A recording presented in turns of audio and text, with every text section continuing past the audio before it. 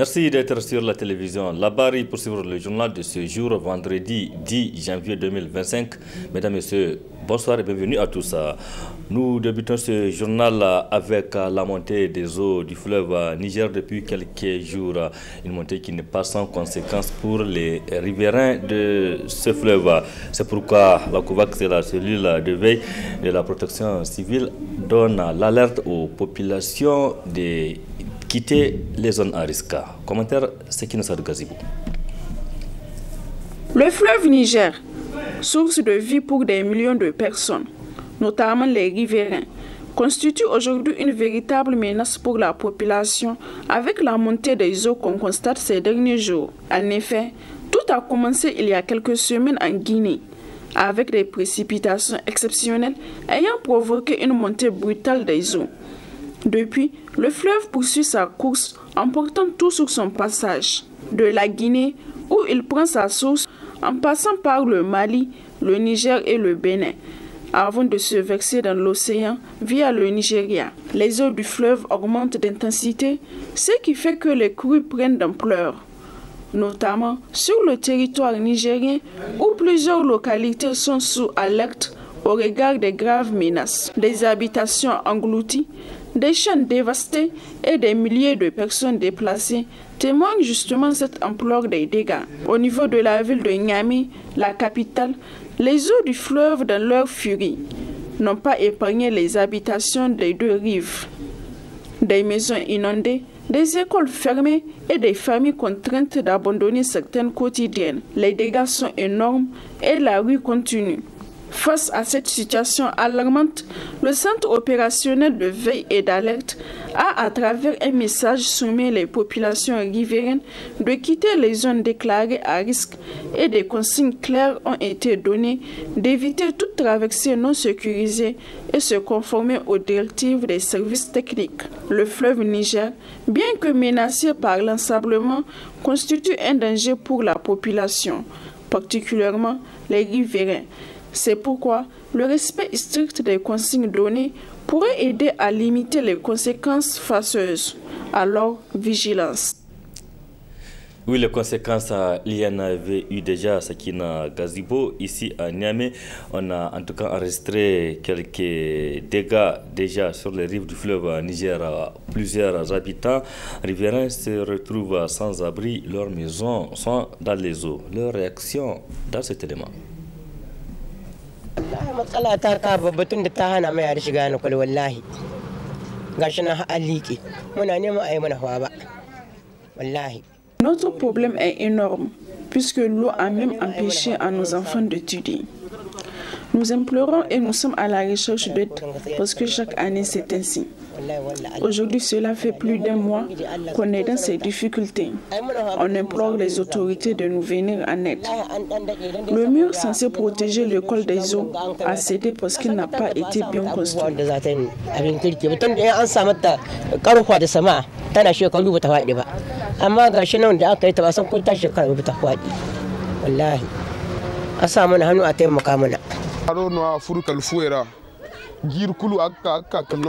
L'eau a envahi nos maisons. D'habitude, chaque année, ça nous envahit jusqu'au goudron.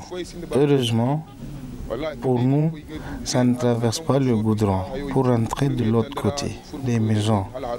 Par contre, les maisons qui sont de ce côté ainsi que les classes sont tous inondées jusqu'à ce qu'on a demandé aux enfants de rentrer en congé de 2 voire 3 mois, le temps que l'eau diminue, chose qui n'est pas normale.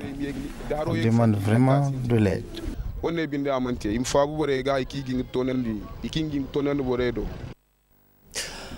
C'était là les réactions de quelques victimes de la montée des eaux du fleuve Niger au niveau des rives du fleuve Niger. Prudence alors, donc, comme la crue continue. L'année 2024 a été marquée par plusieurs actions en faveur des jeunes ici au Niger. En effet, les autorités du Conseil national pour la sauvegarde de la patrie CNSP ont créé les conditions pour occuper la jeunesse. Outre le recrutement des jeunes au sein des forces de défense et de sécurité, dans le secteur agricole aussi, beaucoup d'emplois ont été créés à la grande satisfaction de la jeunesse en quête d'emploi. C'est pourquoi en 2025, cette nouvelle année, le Conseil national pour la jeunesse CNJ demande aux autorités de penser davantage aux jeunes. Un extrait de la réaction de son président Sidi Mohamed avant de le retrouver plus en détail à la fin de cette édition. Aujourd'hui, les jeunes sont, malheureusement, on les retrouve dans beaucoup de localités où ça donne à la consommation de stupéfiants. Et aujourd'hui, nous avons porté une caravane au niveau du département, des 3 départements au niveau de la région des Dosso, notamment le département de Douchi, de Gondouchi, où nous avons été dans les communes de Matankari, dans les communes de Sukukutan, dans les communes de Unkiria, mais aussi dans le département de Loga. Nous avons fait aussi toutes les communes qui sont autour du département de Loga pour pouvoir sensibiliser les jeunes par rapport à la consommation de stupéfiants. Et nous continuons à amplifier cette campagne-là au niveau de toutes les régions. En 2025, Inch'Allah, nous allons toucher le maximum de jeunes pour pouvoir endiguer, en tout cas pouvoir limiter les dégâts par rapport à la consommation de stupéfiants qui est un phénomène vraiment inédit dans notre pays. C'est quelque chose qu'on n'a pas l'habitude de voir concrètement, mais aujourd'hui qui est devenu un fléau. Donc pour nous, avec l'accompagnement des autorités, avec l'accompagnement aussi des parents et aussi des responsables de quel que soit de leur niveau, ils vont arriver à pouvoir limiter ou sinon en tout cas à pouvoir arrêter même ce phénomène carrément dans notre pays, parce que ça gangrène la jeunesse et ça détruit l'avenir de notre pays qui est sa jeunesse. Donc pour nous c'est extrêmement important et nous l'avons aussi fait dans les départements aussi de Birningaure au niveau toujours de Dosso et à Maradi au niveau de Guidarumiji. Donc ça, on va continuer à sensibiliser les jeunes. Donc pour nous, l'appel c'est toujours de dire aux jeunes qu'on a une seule vie. Et si nous la perdions dans une futilité comme la consommation de stupéfiants, pour nous c'est un gâchis. Il est extrêmement important qu'on fasse preuve de responsabilité, qu'on fasse preuve de vigilance et qu'on ne s'éverse pas dans des situations comme ça, dans des phénomènes qui ne riment pas avec l'avenir, qui ne riment pas avec aussi nos mœurs ou en tout cas notre devenir. Donc pour nous, il est important qu'on attire l'attention de nos frères et sœurs jeunes par rapport à ces phénomènes, mais aussi de dire que notre pays, c'est un pays riche.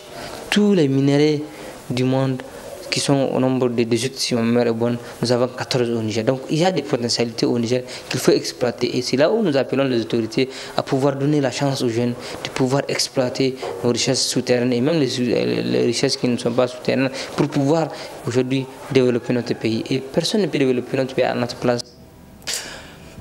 Sidi Mohamed, président du Conseil national de la jeunesse CNJ, vous retrouverez plus en détail à la fin de cette édition. Autre rétrospective de l'année 2024, c'est celle de la Convergence pour la souveraineté des États du Sahel, COSNAS, qui dès le premier jour des événements du 26 juillet 2023 a soutenu les autorités du Conseil national pour la sauvegarde de la patrie, le CNSP, dans la lutte patriotique. Le COSNAS réaffirme cette détermination en 2025. Son coordinateur, Boubacar Kimbakolo. Depuis 2000, l'action salvatrice de nos autorités actuelles, le lendemain du 26 juillet, le 27 déjà, nous, le COSNAS, c'était la COSNAS, était née. Donc au début c'était COS, comité de soutien au CNSP, après au fur et à mesure c'est devenu COSNAS, après COSNAS.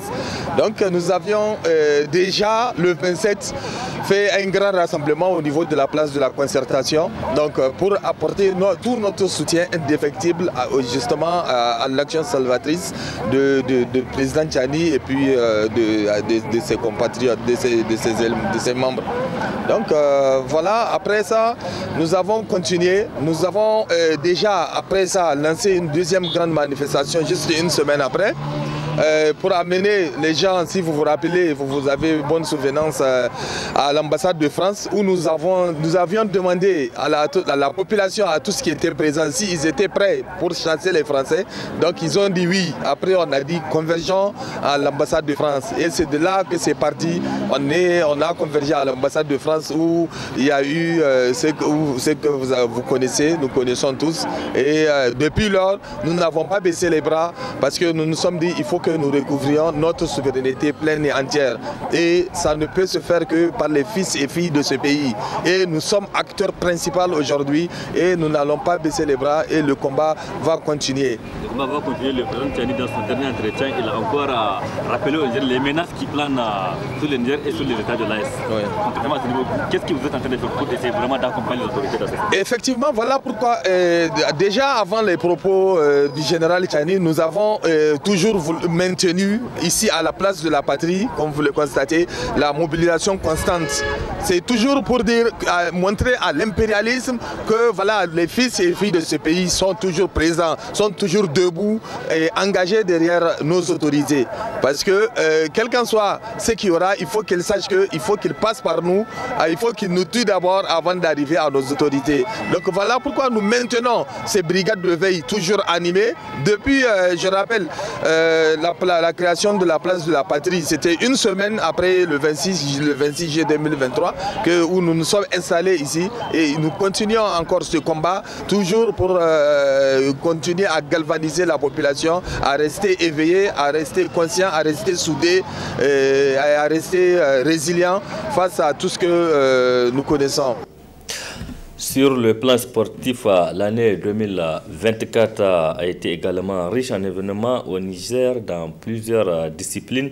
À l'exemple du football, avec la qualification de l'équipe nationale du Niger MENA à prime au championnat d'Afrique des Nations CHAN 2025. Le point avec Ismaël Moumouni.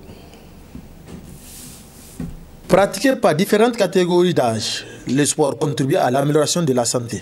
À travers les fédérations nigériennes, les disciplines sportives ont marqué de leur empreinte l'année 2024, à l'image du football où le MENA A-Prime a décroché son ticket qualificatif au championnat d'Afrique des Nations CHAN 2025 à l'extérieur le 27 décembre dernier, d'où le bilan positif de l'année 2024 au Niger dans le domaine footballistique. Les Nigériens sont fiers de cette qualification, donc c'est vraiment un cadeau de fin d'année que le MENA A-Prime a offert aux Nigériens. Et cette qualification, comme je disais tantôt, pour nous, ce n'est pas une surprise. Ce n'est que l'aboutissement du travail qui a été effectué au niveau du championnat. C'est la preuve que le championnat nigérien, les championnats nigériens, parce que ce n'est pas que la Super League seulement, se portent très bien et ont un niveau au moins acceptable au niveau africain. Donc c'est le lieu de remercier tous les acteurs du football, notamment les présidents des clubs qui se saignent tous les jours pour pouvoir organiser les équipes et pour pouvoir participer à ce championnat-là. Donc c'est le lieu de leur dire merci, de dire merci à tous les Nigériens qui ont prié pour cette équipe CHAN. On est qualifié à l'extérieur, c'est vrai, à Lomé et à Bamako, puisque la qualification s'est jouée sur 2 matchs, c'est-à-dire un match en aller-retour. On a fait un match nul 1 à Lomé, 0-0 à Bamako, ce qui nous a qualifié pour le CHAN. Le stade n'est pas homologué malheureusement depuis plus de 2 ans maintenant, je crois. Mais je pense que les autorités sont quand même sensibilisées sur la question et qu'ils sont en train de tout mettre en œuvre pour qu'on puisse avoir un stade homologué et puis permettre à nos équipes de jouer devant le public du Niger, ce qui est un gros avantage, comme on a toujours l'habitude de dire que le public c'est le 12e homme. Donc jouer sur ses propres installations, c'est clair qu'au-delà du plaisir qu'on offre aux populations, a un avantage parce que c'est une source supplémentaire de motivation pour les joueurs. Le 3e vice-président de la FENIFOOT dresse les perspectives de l'année 2025 qui sera riche en compétition. Les perspectives pour nous au niveau de la fédération, donc ce n'est qu'une continuité. Comme vous l'avez dit, le premier challenge, cette participation au niveau du CHAN, parce qu'on a fait les éliminatoires pour le CHAN. Les éliminatoires ont un niveau, mais la phase finale du tournoi a un niveau encore plus élevé. Donc nous demandons encore une fois de plus l'appui des autorités pour nous accompagner, pour accompagner cette jeune équipe CHAN, pour pouvoir faire une participation honorable. Et comme je l'avais dit la dernière fois, le dernier CHAN, on était en demi-finale. Notre objectif cette année, c'est de jouer au moins une finale pour la première fois de notre histoire. Donc il y a le championnat qui est en cours, il y a les éliminatoires de la Coupe du Monde qui vont reprendre en mars, où nous allons jouer contre le Maroc. Donc en termes de perspective, en termes d'activité, 2025 sera vraiment une année pleine en termes d'activité, surtout avec l'organisation du football à la base, où il y a des nouveaux formats que nous sommes en train de vouloir mettre en place. Il y a le football féminin qui est en train de faire son petit bonhomme de chemin. Déjà dans 2 ou 3 jours, je pense que l'équipe nationale U17 va se déplacer pour le Congo, RTC. Donc vraiment sur tous les plans, on est en train de s'activer au niveau de la fédération pour faire de cette année 2025 une année pleine au niveau des activités sportives. En individuel, tout comme par équipe, plusieurs Nigériens ont valablement représenté le pays dans différentes disciplines sportives à l'extérieur au courant de l'année 2024, tout en espérant de faire mieux en 2025.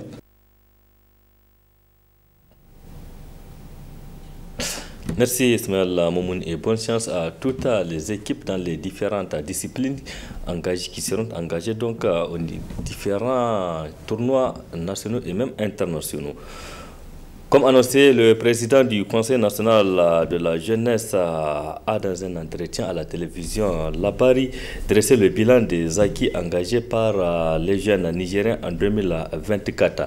Sidi Mohamed a appelé les autorités nigériennes à créer plus d'emplois aux jeunes en 2025. C'est la partie magazine de cette édition. Très bonne réception.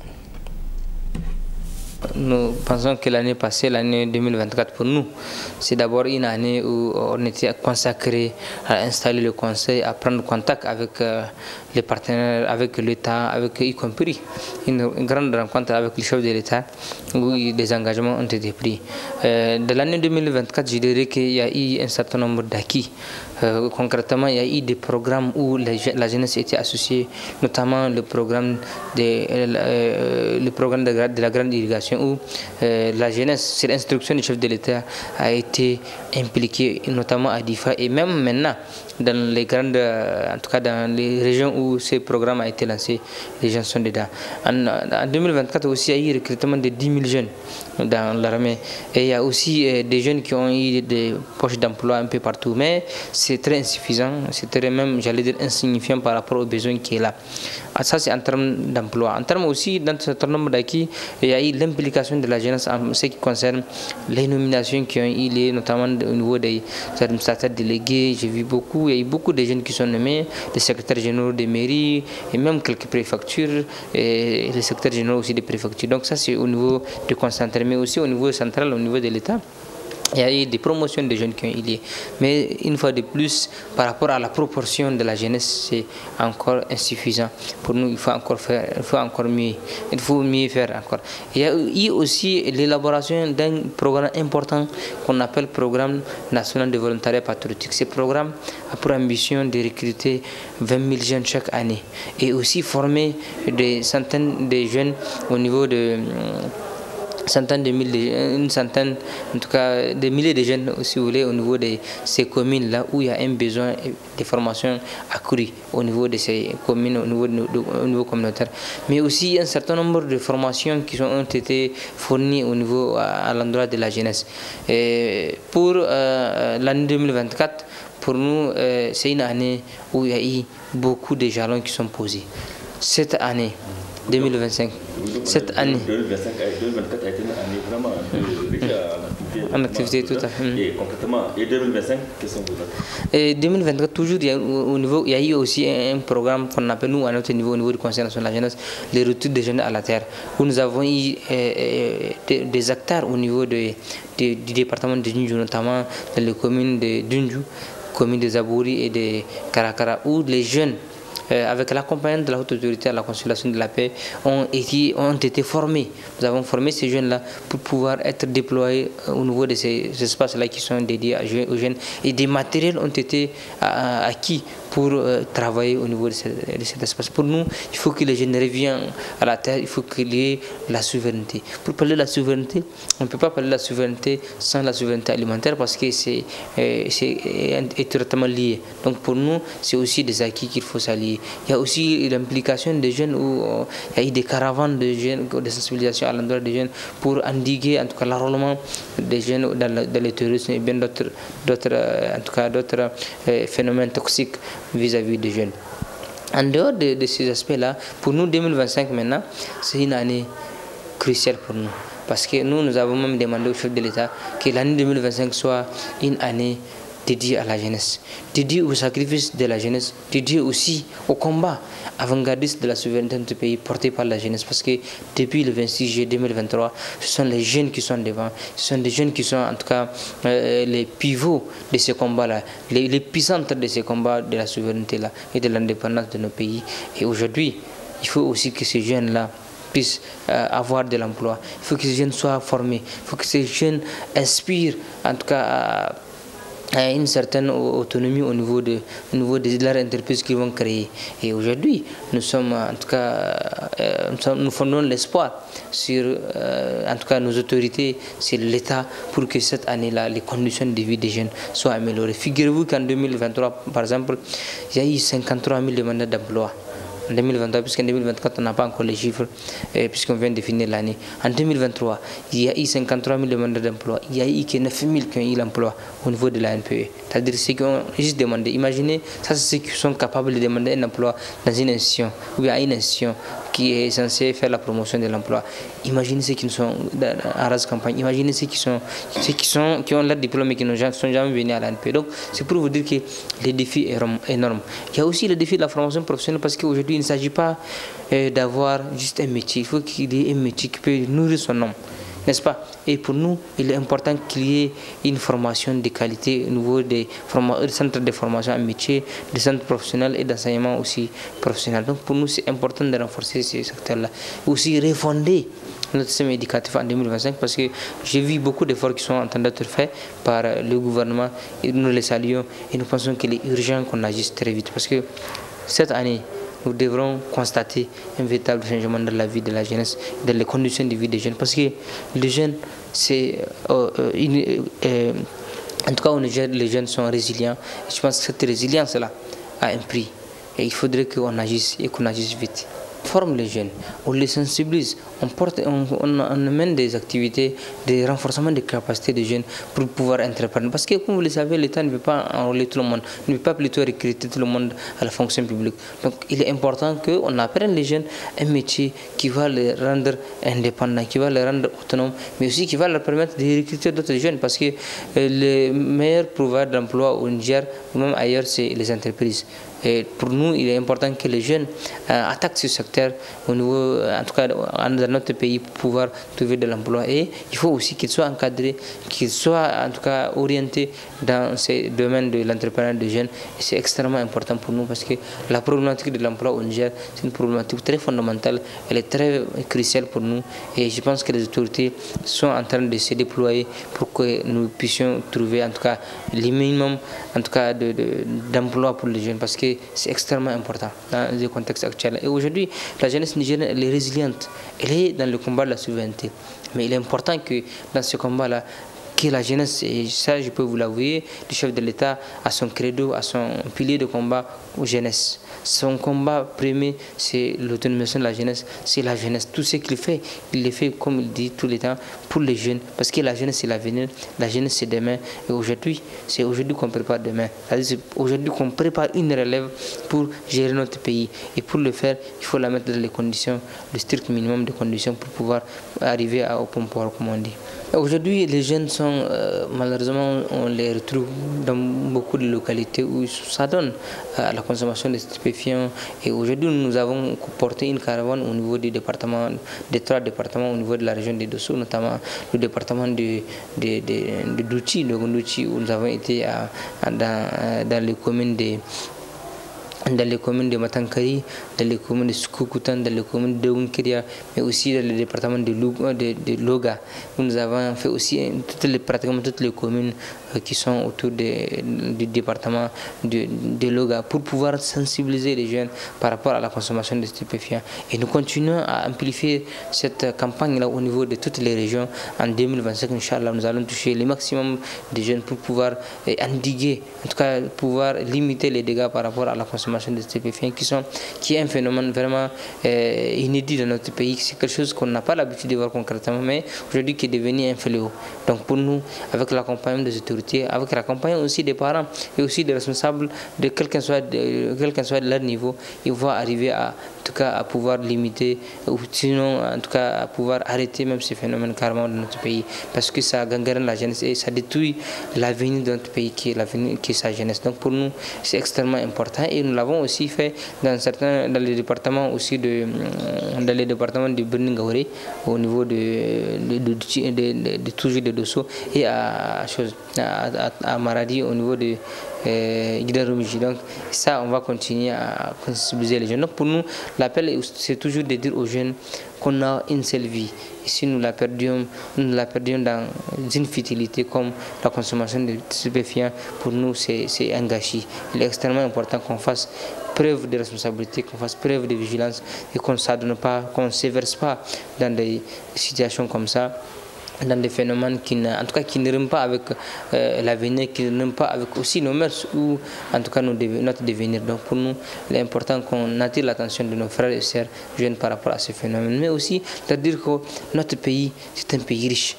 Tous les minéraux du monde qui sont au nombre de 18, si ma mémoire est bonne, nous avons 14 au Niger. Donc il y a des potentialités au Niger qu'il faut exploiter. Et c'est là où nous appelons les autorités à pouvoir donner la chance aux jeunes de pouvoir exploiter nos richesses souterraines et même les richesses qui ne sont pas souterraines pour pouvoir aujourd'hui développer notre pays. Et personne ne peut développer notre pays à notre place. Et c'est la jeunesse qui peut développer notre pays. Aujourd'hui, quand la jeunesse s'est réveillée, elle est devenue comme un seul homme, on a pu chasser même des puissances de notre pays. Donc pour nous, tant qu'on donne la chance à la jeunesse, tant qu'on lui fait confiance, on peut changer beaucoup de choses et on peut faire développer ces pays. Et ça, la richesse dans ce pays, c'est sa jeunesse. Il faut investir dans cette richesse qui est sa jeunesse, qui est la jeunesse nigérienne.